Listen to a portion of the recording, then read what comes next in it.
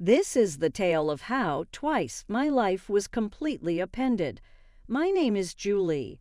I suppose I ought to begin at the beginning. Larry and Joanna David, my devoted parents, welcomed me into the world in a little suburban town. My mother was a nurse and my father was a journalist. Despite our lack of wealth, we were content. Before I was 14, my life was essentially regular, but after that, everything changed. My folks were traveling home after a dinner party on a rainy Friday night. The phone rang as my grandmother and I were watching a dumb cartoon at home. I will always remember the shiver I got when I heard my grandmother sobbing quietly in the kitchen. The days that followed were a haze. They informed us that Mom had perished in the collision instantly. Dad almost made it out alive. He was only a shadow of the man I knew when I eventually saw him in the hospital. The doctor claimed he would never be able to walk again since his legs were crushed. He muttered, "Julie," and reached for my hand. "I'm so sorry, my love. I'm so sorry." Why he was apologizing was beyond me. A drunk motorist had struck their automobile, and it wasn't his fault. However, as I grew older, I came to understand that he felt regret for the state of our life, the hardships we would encounter, the loss of my mother, and the father he believed he could no longer be. However, my father, Larry David, was more resilient than he knew. He poured himself into his profession after leaving the hospital and acclimating to life in a wheelchair.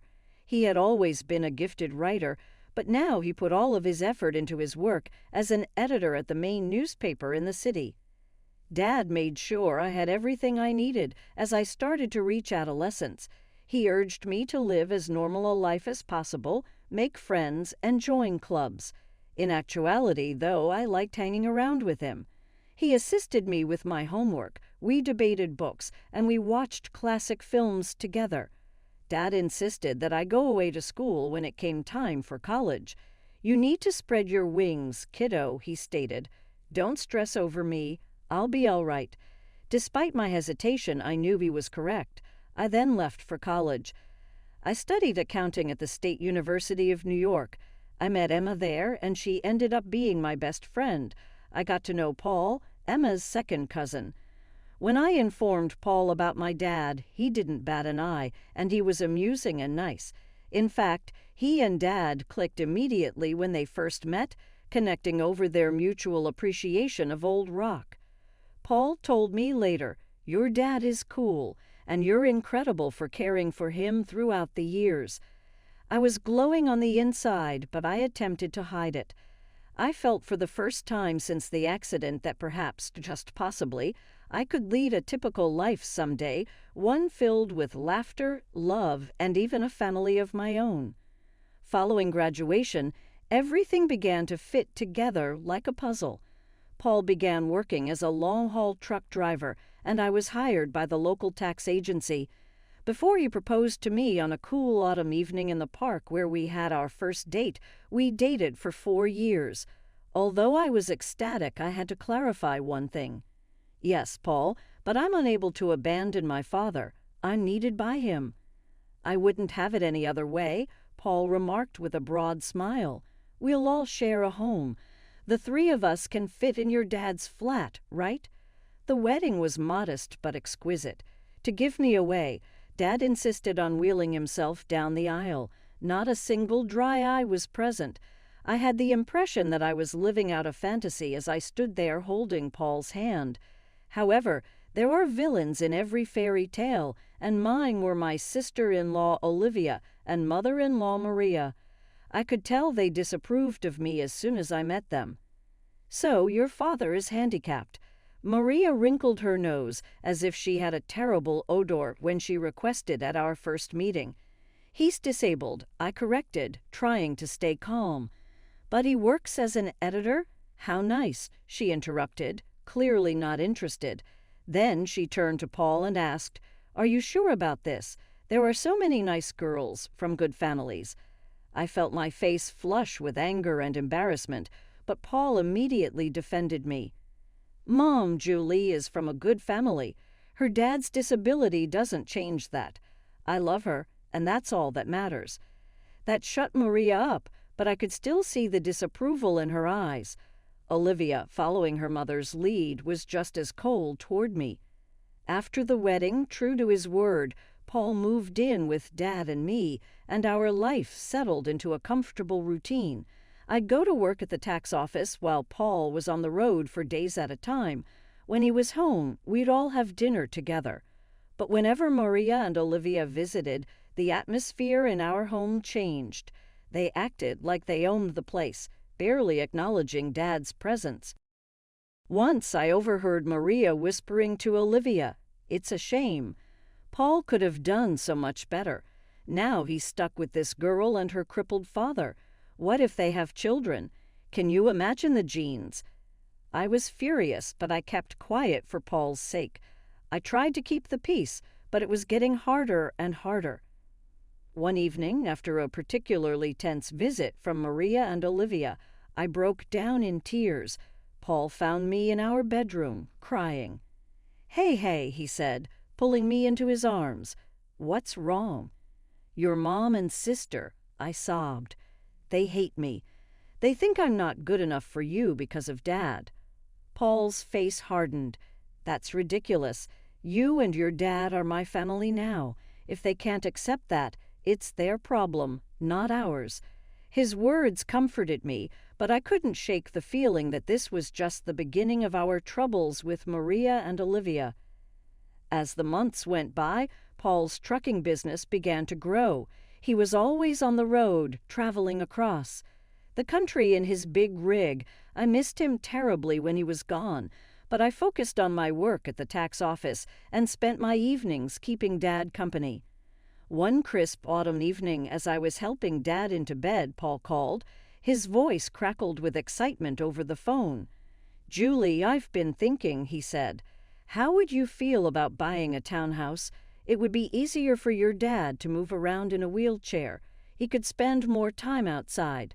Plus, you could have a garden, something to keep you busy when I'm on the road." The more he talked, the more I liked the idea. I glanced at Dad, who was pretending not to be listening. "What do you think, Dad?" I asked, putting the phone on speaker. Dad's eyes lit up. A garden would be nice, he admitted, and it would be easier to get outside. That settled it. Over the next few weeks, we threw ourselves into house hunting. We finally found the perfect place, a spacious townhouse with wide doorways, a roll-in shower for Dad, and a beautiful backyard. Taking out a mortgage was scary, but with Paul's income, mine, and the rent from Dad's old apartment, we managed to make it work. We moved in on a sunny Sunday in spring, and I'll never forget the look on Dad's face as he wheeled himself out onto our new patio. "This is perfect, sweetie," he said, his eyes misty. "Thank you." We spent the next few months settling in and making the place our own. I planted a small vegetable garden, and Dad would sit outside for hours, enjoying the sunshine and fresh air. It was peaceful, almost perfect. Then we decided to have a housewarming party. We invited friends, colleagues, and yes, even Maria and Olivia. The party was in full swing when they showed up, fashionably late as usual. They walked in, looking around with barely hidden envy. As we walked through the house, I could see Maria thinking about something. When we reached the master bedroom, she turned to me with a sly smile. "You know, Julie," she said quietly, "this would be perfect for Paul and me. Why don't you send your father to a nursing home? Then I could move in here." I felt like I'd been slapped. "Excuse me." I managed to say, "Oh, don't look so shocked." Maria continued, "Your father isn't well. He's not a whole person anymore, is he? He doesn't need all this luxury. A nursing home would be more than enough for someone in his condition." Before I could respond, Maria marched out to the patio, where Dad was talking with some guests. To my horror, she grabbed the handles of his wheelchair and started pushing him toward the driveway. "Maria," I shouted, running after her. "What are you doing?" She sneered. "If he won't go to a nursing home, he can stay outside. That's what you wanted, isn't it? For him to be outdoors." I was shaking with rage and disbelief. Thankfully, Paul heard the commotion and came running. His face turned red with anger when he saw what his mother was doing. "Mom," he yelled, "what the hell are you doing? Let go of Larry's chair right now." Maria looked shocked by Paul's tone. "But honey, I was just—" "I don't want to hear it." Paul cut her off. "You and Olivia need to leave. Now." After they left, Paul apologized over and over to Dad and me. "I'm so sorry," he said, his voice breaking. "I had no idea she would do that. I'm just so sorry." Dad reached out and patted Paul's hand. "It's not your fault, son," he said gently. "Some people just can't understand." Life settled into a new routine after that incident. Maria and Olivia kept their distance, which was fine with me. Paul focused on his work, taking on more long-haul routes to help pay for our new home. I split my time between my job at the tax office, taking care of our home, and looking after Dad. 4 years passed quickly. Our life became comfortable and predictable. Paul was on the road most of the time, but when he was home, our little family was happy. Dad's health was stable, and he seemed content spending his days in the garden or working on his editing from home. Then came the call that shattered my world. I was at work when my phone rang. A man's unfamiliar voice greeted me. "Mrs. Walker, this is Officer Andrew from the Highway Patrol." My heart sank. "Yes," I barely managed to say. "I'm sorry to inform you that your husband, Paul Walker, has been in a serious accident." The rest of the conversation was a blur. Words like head-on collision and "didn't make it" floated around me, but I couldn't understand them. It wasn't until I heard myself thanking the officer and hanging up that the reality began to hit me. Paul was gone. The next week was a fog of grief and disbelief. I went through the motions of planning the funeral like a robot, barely understanding what was happening. The day before the funeral, I gathered my courage and called Maria. I thought she deserved to hear about her son's death from me, not from a newspaper obituary. "Hello," Maria's sharp voice answered. "Maria, it's Julie," I said, my voice trembling. "It's about Paul. He's gone. There was an accident." There was silence on the other end of the line. Then, to my shock, Maria's voice came back, dripping with anger. "This is your fault," she hissed.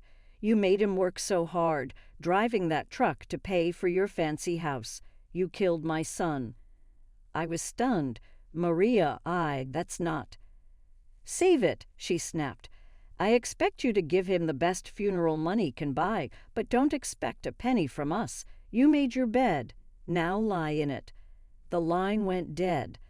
I stood there, phone in hand, tears streaming down my face. How could she be so cruel? How could she blame me for this? The day of Paul's funeral was gray and rainy, matching my mood perfectly. The church was full. Paul was well liked in the community, and it seemed like half the town had come to pay their respects. After the service, as people passed by to offer their condolences, I noticed that Paul's mother and sister were nowhere to be seen. They hadn't even bothered to show up for their own son and brother's funeral.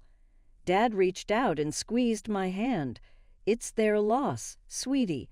We're family and we'll get through this together." As we pulled into our driveway, something seemed off. The lights were on in the house, which was strange because I was sure I had turned everything off before we left. "Did you leave any lights on, Dad?" I asked, frowning. He shook his head. "No, I don't think so." As we got closer, I noticed movement inside the house. My heart started pounding. Were we being robbed on the day of Paul's funeral? I quickly helped Dad out of the car and into his wheelchair, my mind racing. Should I call the police? But as we approached the front door, I heard familiar voices inside. A chill ran down my spine as I recognized them. I pushed open the door to find Maria and Olivia in our living room, surrounded by boxes and pieces of furniture. "What the hell is going on here?" I demanded, my grief momentarily forgotten in the face of this outrageous intrusion. Maria turned to me, her face a mask of fake sympathy. "Oh, Julie, dear, we're just helping you pack up.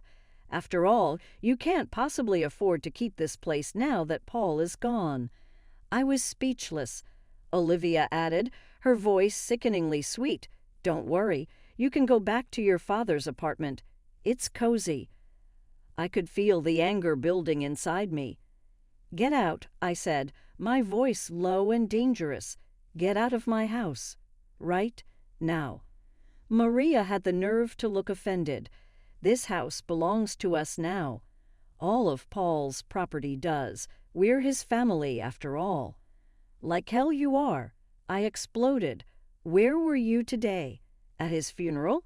Oh, that's right. You couldn't be. We're busy making arrangements." Bothered to show up, Maria waved her hand dismissively. "We were busy making arrangements. Now be a good girl and start packing. We'll meet you out by. Be a good girl and start packing. Tomorrow." I couldn't believe what I was hearing. These women hadn't shed a tear for Paul, hadn't even attended his funeral, and now they were trying to kick us out of our home. "I'm calling the police," I said, pulling out my phone. Maria and Olivia exchanged worried looks. They clearly hadn't expected me to fight back. "Now, Julie," Maria began, but I cut her off. "No, you have exactly 10 minutes to get out of my house before I call the cops. This is my home. Paul and I bought it together. You have no right to be here." Maybe it was the steel in my voice or the fire in my eyes, but Maria and Olivia finally realized they had gone too far. They gathered their things and left, but not before Maria turned to me with a sneer. "This isn't over, Julie. You'll be hearing from our lawyers." The days after Paul's funeral were a blur of grief, anxiety, and paperwork. I threw myself into sorting out Paul's affairs, partly to keep busy and partly out of fear that Maria and Olivia would try to take what wasn't theirs. A week after the funeral, I received a call from a local law firm. My heart pounded as I answered, afraid it was Maria following through on her threat of legal action. "Mrs. Walker," a crisp professional voice asked. "This is Walker," I replied. "This is Scott Thompson from Thompson and Partners. I'm calling about your late husband's will." I felt a small flicker of hope. His will? I didn't know he had one. "Yes, ma'am. Mr. Walker came to see us about 5 months ago. He asked that we contact you in the event of his passing." I scheduled an appointment for the next day, my mind spinning. Why hadn't Paul told me about this? What did it mean? The next morning, I wheeled Dad into Mr. Thompson's office. The lawyer greeted us warmly, his kind eyes crinkling at the corners. "Mrs. Walker, Mr. David, thank you for coming in," he said, gesturing for us to sit near his desk. "I'm sorry for your loss." Mr. Thompson opened a file on his desk. "Now, as I mentioned on the phone, your husband came to see us to draft his will. He was very clear about his wishes." I held my breath as Mr. Thompson began to read. "I, Paul Walker, being of sound mind, do hereby leave all my worldly possessions to my beloved wife, Julie Walker." I gasped, and Dad's grip on my hand tightened. "This includes our home, my truck, and all our savings. It is my wish that Julie use these resources to care for herself and her father, Larry David, home. I have come to love as my own." Tears streamed down my face. Even from beyond the grave, Paul was taking care of us. "There's more," Mr. Thompson said gently. "Mr. Walker left a letter for you." He handed me an envelope. With shaking hands, I opened it and began to read. "My dear Julie, if you're reading this, it means I'm gone. I'm so sorry for leaving you and Larry. Please know that you two are the best thing that ever happened to me. I made this will because I know how my mother and sister can be. I didn't want to worry you, but I needed to make sure you and Larry were protected if anything happened to me. You're my real family, Julie. You and Larry, not them. Take care of each other, live your lives to the fullest, and know that I'll always be watching over you. All my love, Paul." I clutched the letter to my chest, sobbing. Dad was crying too, his weathered hand patting my arm. Mr. Thompson gave us a moment before speaking again. Mrs. Walker, there's one more thing. Your husband's truck was insured.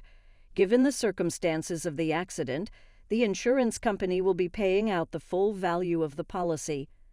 I looked up, sniffling. What? What does that mean? Mr. Thompson gave me a small smile. "It means you'll be receiving a large sum of money, enough to pay off your mortgage and more." As we left the lawyer's office, I felt like a weight had been lifted from my shoulders. We were going to be okay. Paul had made sure of it. As we pulled into our driveway, I noticed a familiar car parked on the street. My heart sank as I recognized Maria's sleek sedan. "Oh no," I muttered. "What now?" Sure enough, Maria and Olivia were waiting on our front porch. But this time I wasn't afraid.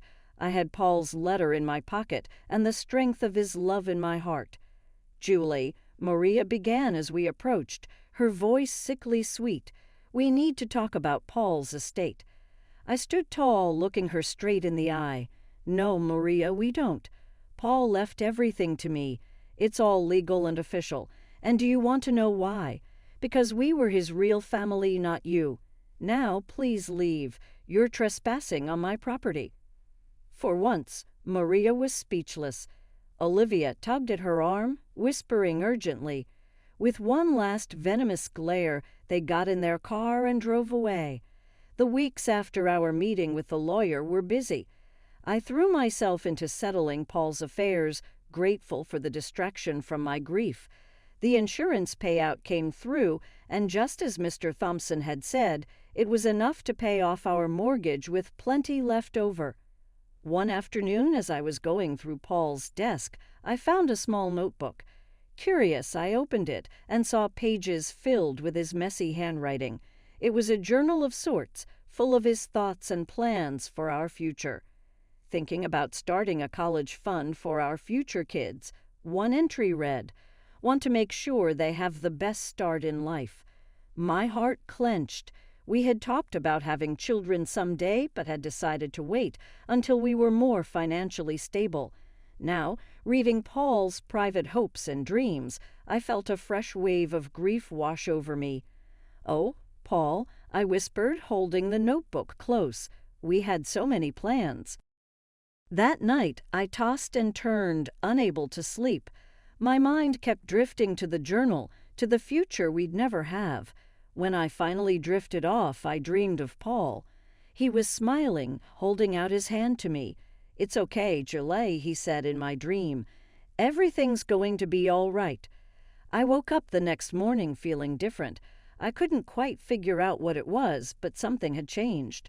As I got ready for work, a wave of nausea hit me, and I barely made it to the bathroom in time. The morning sickness didn't go away in the days that followed.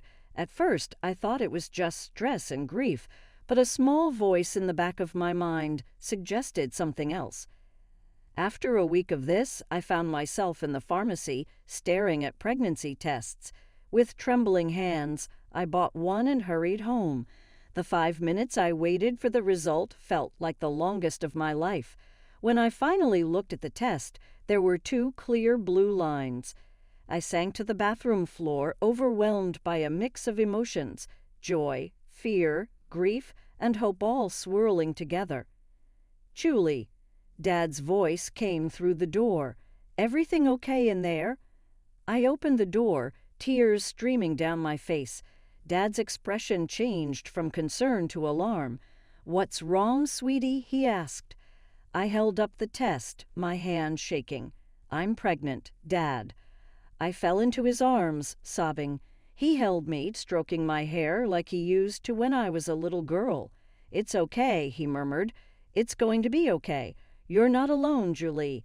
And this baby is a gift, a piece of Paul that will live on." His words hit me deeply. This baby was a part of Paul, a continuation of our love. Suddenly, the fear began to fade, replaced by a strong determination. "You're right," I said, wiping my eyes. "This baby is a gift, and we're going to be okay." Dad smiled, his eyes crinkling at the corners. "That's my girl. Now, let's get you something to eat. You're eating for 2 now, after all." As we headed to the kitchen, I felt a sense of hope growing inside me. The road ahead would be challenging, but with my father by my side and Paul's child growing inside me, I knew we could face anything. As my belly grew with our child, I found strength I never knew I had. Dad was my rock, always there with a kind word or a helping hand.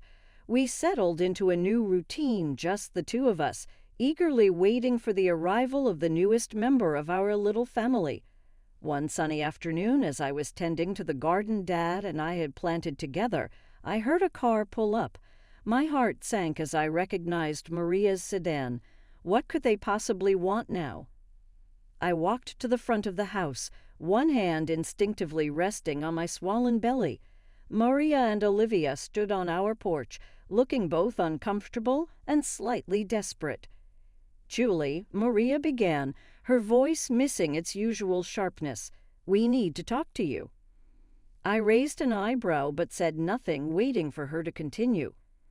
Olivia spoke up, her eyes darting around nervously. "We've hit some hard times. We were wondering if we could stay in your father's old apartment just until we get back on our feet." I couldn't believe what I was hearing. After everything they had put us through, they had the nerve to ask for more. "I'm sorry," I said, my voice firm but calm. "That's not possible. I don't want to communicate with you anymore." Maria's eyes narrowed as she noticed my pregnant belly. Her face twisted with shock and disgust. "You're pregnant," she spat. "Already? You little prostitute. I can't believe you've already found a new man. Paul's body isn't even cold in the ground." I felt a surge of anger, but I pushed it down. I didn't bother explaining that it was Paul's child. I didn't want my baby to have such a grandmother and aunt. Instead, I smiled, a small, secretive smile that seemed to unsettle Maria even more. "My personal life is none of your concern," I said calmly. "Now I think it's time for you to leave." Maria looked like she wanted to say more, but something in my expression must have stopped her.